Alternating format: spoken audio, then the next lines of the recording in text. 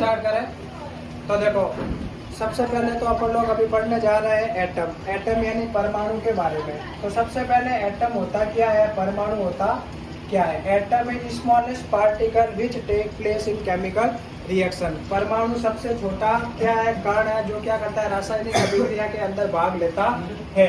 Atom को किसने discover किया था, कोई बताएगा आप लोगों में से? किसने किया था? जॉन डाल्टन ने। किसने किया था? जॉन डाल्टन ने किया था।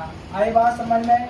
और उसने अपनी डाल्टन थ्योरी दी थी। जॉन डाल्टन ने क्या कहा था? एटम स्मॉलेस्ट है, एटम केमिकल रिएक्शन के अंदर पार्टिसिपेट करता है, एटम के टुकड़े नहीं कर सकते है, लेकिन ऐसा हकीकत के अंदर नहीं होता है। एटम को अपन लोग तोड़ सकते हैं। अभी आगे बताऊंगा एटम को किस प्रकार तोड़ सकते हैं या किस प्रकार उसके टुकड़े संभव है। तो उसके बाद यहाँ पे एक एटम का छोटा सा मैं स्ट्रक्चर बना रहा हूँ, क्योंकि इस स्ट्रक्चर से आप लोगों को ज़्यादा समझ में आएगा।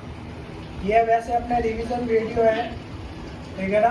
तो इधर देखो, एटम के बीच में एक पॉजिटिव चार्ज होता है जिसको बोलते हैं न्यूक्लियस। क्या बोलते हैं? न्यूक्लियस यानी नाभिक बोलते हैं, जिसके ऊपर एटम का पूरा मास डिपेंड करता है। जिसके ऊपर एटम का पूरा मास डिपेंड करता है, एटम का पूरा द्रव्यमान निर्भर करता है, क्योंकि इसके अंदर आपके क्या होता है, प्रोटॉन और न्यूट्रॉन। प्रोटॉन और न्यूट्रॉन। P प्लस यानी जो पॉजिटिव चार्ज होता है उसको क्या बोलते हैं? प्रोटॉन। क्या बोलते हैं? प्रोटॉन। प्रोटॉन के ऊपर कौन सा चार्ज होता है भाई? पॉजिटिव। और N क्या होता है? न्यूट्रॉन। क्या होता है? न्यूट्रॉन। और न्यूट्रॉन के ऊपर कौन सा चार्ज होता है? नेगेटिव। कौन सा होता है? नेगेटिव। ये चीज आप लोगों को पता होनी सही। सॉरी, न्यूट्रॉन के ऊपर कोई चार्ज नहीं होता, न्यूट्रॉन न्यूट्रल होता है, न्यूट्रॉन उदासीन होता है। इलेक्ट्रॉन के चक्कर में फ्लो में बोल दिया, ठीक है ना। इधर देखो, तो अब यहाँ पे आपको एक चीज पता होनी चाहिए कि जो एटम होता है, एटम के सेंटर में क्या होता है? न्यूक्लियस होता है, नाभिक होता है। और नाभिक का जो टोटल चार्ज होता है वो हमेशा पॉजिटिव होता है, क्योंकि नाभिक के अंदर दो चीजें होती है, पहला प्रोटॉन और दूसरा न्यूट्रॉन। तो यहाँ पे प्रोटॉन के ऊपर कौन सा चार्ज होता है? पॉजिटिव। और न्यूट्रॉन न्यूट्रल होता है, उसके ऊपर कोई चार्ज नहीं होता। तो टोटल चार्ज इसका पॉजिटिव चार्ज आया या नहीं आया? आ गया। अब उसके बाद यहाँ पे एटम के जो न्यूक्लियस के बाहर क्या होती है? कक्षाएं होती है, सेल्स होती है। क्या होती है? सेल्स। अब यहाँ पे कई बच्चे इनको सेल समझने लग जाते हैं, जो कोशिका होती है ना वो समझने लग जाते हैं। ये वो वाली सेल नहीं, ये सेल्स है, यानी इसकी क्या है? वर्ताकार कक्षाएं है। आई बात समझ में?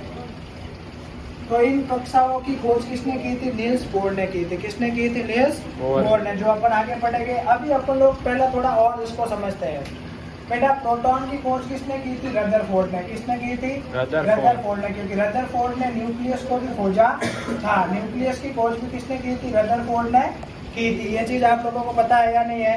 और न्यूट्रॉन की खोज किसने की थी? जेम्स चैडविक ने की थी। किसने की थी? जेम्स चैडविक ने। थोड़ा अगर स्पेलिंग मिस्टेक हो तो आप लोग चला लेना, क्योंकि यहाँ पे अभी स्पेलिंग अपन लोग लड़के नहीं बैठे। इधर देखो, तो यहाँ पे जेम्स चैडविक ने क्या की थी? न्यूट्रॉन की खोज की थी। अब यहाँ पे जो सेल्स होती है, सेल की खोज किसने की थी? नील्स बोर ने। किसने की थी? नील्स बोर ने की थी। आई बात समझ में? सेल के अंदर कौन मूव करता है? इलेक्ट्रॉन गति करता है। कौन गति करता है भाई? इलेक्ट्रॉन गति करता है। अब इलेक्ट्रॉन के ऊपर कौन सा चार्ज होता है? माइनस। और इलेक्ट्रॉन की खोज आपके जे थॉमसन ने की है। किसने की है? जे थॉमसन ने की है। इलेक्ट्रॉन की खोज किसने की है? जे थॉमसन ने की है। आई बात समझ में? अब उसके बाद देखो, ध्यान से सुनोगे सारे बच्चे। सबसे पहले नाभिक, बीच में नाभिक को किसने खोजा है? रदरफोर्ड ने। नाभिक के अंदर होता है प्रोटॉन। प्रोटॉन को किसने खोजा है? रदरफोर्ड ने। न्यूट्रॉन को खोजा है जेम्स चैडविक ने।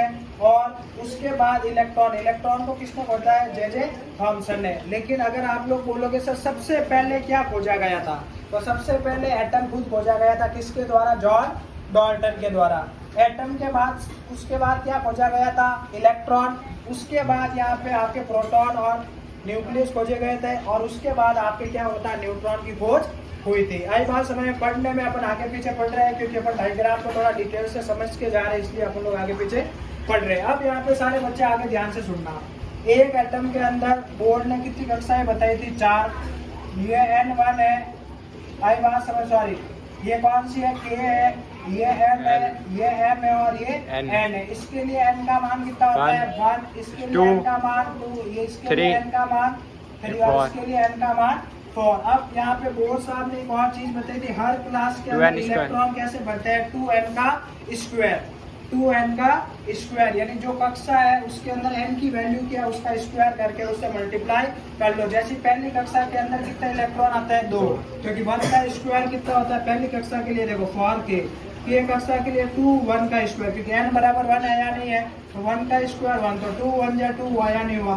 तो पहली क्लास के अंदर यानी जो सेल होती है उसके अंदर हमेशा आपके कितने इलेक्ट्रॉन भरे जाते हैं, 2 इलेक्ट्रॉन भरे जाते हैं। अब उसके बाद देखो, तो ये डायग्राम आपके 9th क्लास के हो गया, 12th क्लास के हो गया, एग्जाम में पूछा जाता है, बेसिक है, ध्यान रखना। अब उसके बाद देखो आगे अपन लोग एक चीज पता लगाता है कि यहाँ पे जो इलेक्ट्रॉन के ऊपर चार्ज होता है वो और प्रोटॉन के ऊपर चार्ज होता है वो बराबर होता है 1.67 × 10⁻⁻19 कूलम।